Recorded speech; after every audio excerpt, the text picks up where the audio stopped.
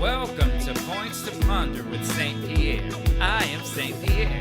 Verily, verily, I say to you that the death of a dream is not the end of a dream. Your dreams can live again, and you can find powerful ways to resurrect them. Let us ponder for a few. The death of a dream can come by many methods, 3 of which we will discuss here. A dream can die by failure, it can die from neglect, and it can even be killed by dream killers in this cancel culture we live in. No matter how your dream died, know that you are equipped to bring it back to life. There is life after failure if you heed the lessons. There is life after neglect if you take responsibility. And certainly there is life after the actions of a dream killer if you know your power to resurrect. That power is found in the CPR applied to the dead dream. The C is for consistency, the P is for persistence, and the R is for resilience. Here is how we apply CPR to revive our dead dreams. Imagine that you had this unique business idea for, let's say, a mobile lemonade stand. And let's call it Rolling Lemons. Rolling Lemons is going to change the world because it will deliver lemonade on demand at any time, in any place. So you gave it your all. You tried everything you knew to do, spent more money than you made, and now you are in bankruptcy. You are now forced to close and liquidate all your assets. Rolling Lemons has died. The official cause of death? Death by failure. Failure is defined as the lack of success. This means that failure is relative.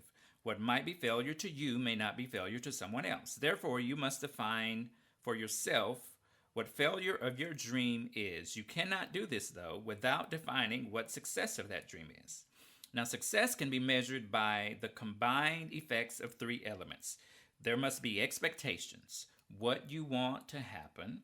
There must be milestones within a set time frame, what happens and by when.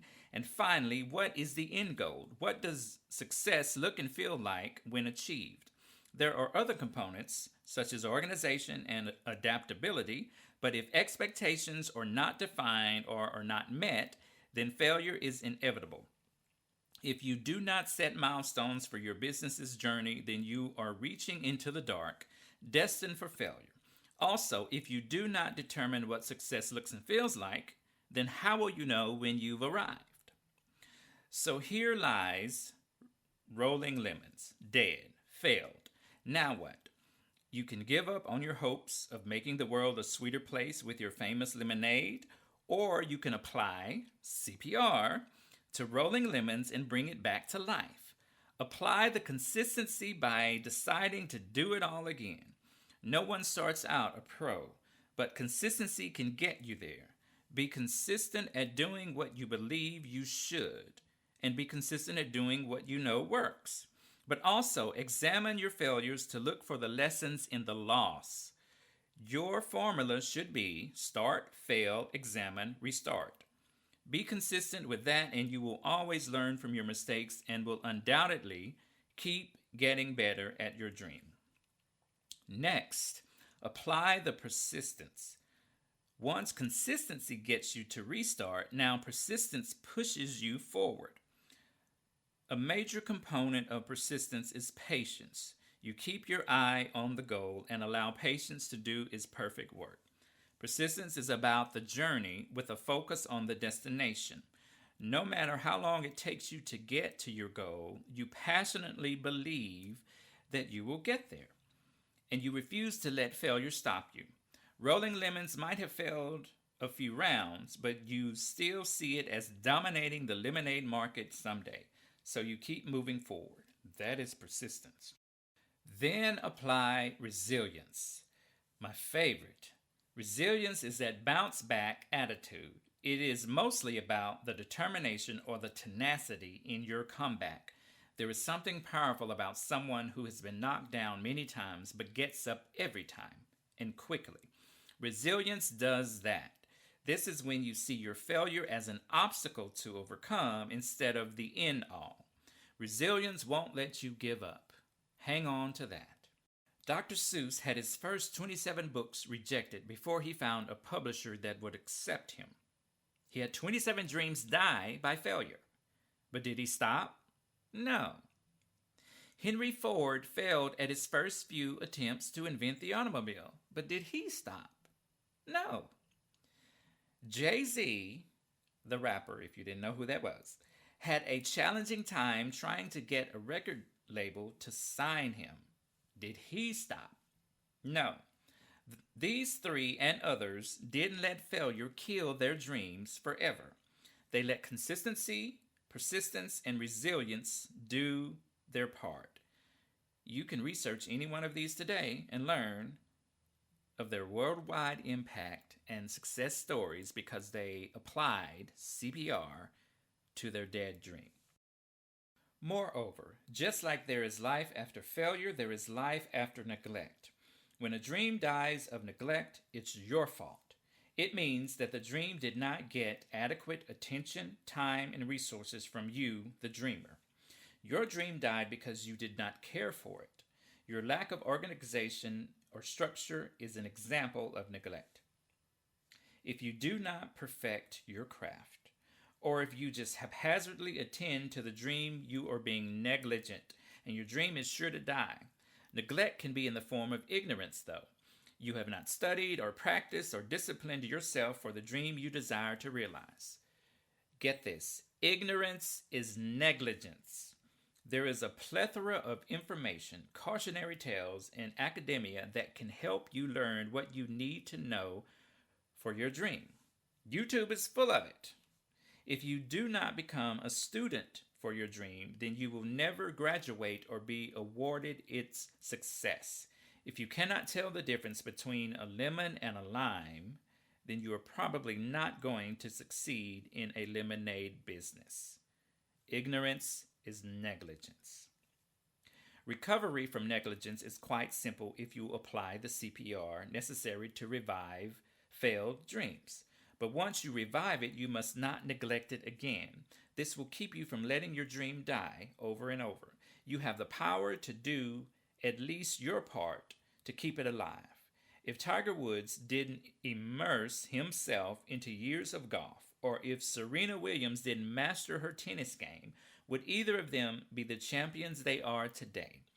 Would we be blessed with the music of legends like Michael Jackson and Whitney Houston if they never took the time to develop their gifts? Greatness is achieved when you master many little things. Don't neglect the little thing. You could be doing everything right, though. You're giving your dream the attention it needs. You know your gifts and have studied, practiced, and mastered them. You could be even enjoying the fruit of your labor. And then someone else comes along and derails your success journey. Maybe an accusation was made. Maybe a lawsuit was filed. Or maybe a customer was simply unhappy and decided to defame your name all over social media. Now, overnight, your dream is in shambles. It is the victim of cancel culture. Why? Because blogs and social media and news outlets are running with a story that you are not worthy of your dream, and that your dream is an offense to civil society. So boycotts and smear campaigns and news exclusives lead to the cancellation of Rolling Lemons. But there is life after cancel culture. This requires some deep introspection to determine the root cause. What really happened? Did you really do what they said you did? Is an apology or some significant retribution required? Maybe people became ill from some of your products. Maybe there was a security breach in customer data. Or maybe you, the owner of Rolling Lemons, have discriminatory practices in your hiring methods. These are all good reasons that society might cancel your dream. But it is not the end of your dream. If you apply the CPR to the canceled dream, if you do the introspective work to see where the adjustments, the apologies, and the affirmations are needed, then there can be life after cancel culture. But there is no life after cancel culture if there is no accountability and no positive change. Own up to the lemons, and you can surely make lemonade again. Now, how you do business is just as important as why you do business. When motives are pure, mistakes can easily be forgiven. But if the dreamer or the dream has questionable intentions, harmful actions, or inhumane attitudes, then cancel culture is necessary. Whatever the dream, if it dies for any reason, it can live again. Don't give up. Failure is not the end. Neglect is not the end. And certainly cancel culture is not the end.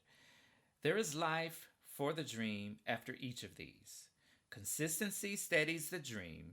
Persistence pushes the dream. And resilience pulls the dream. Let these three keep your dream alive. Keep dreaming.